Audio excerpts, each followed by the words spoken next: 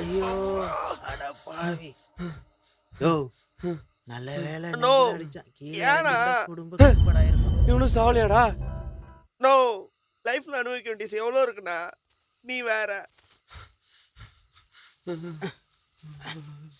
ஒரு கட்டிங்க வாங்கி கொடுத்துட்டு ஆளை கொள்ள பாக்குறான்.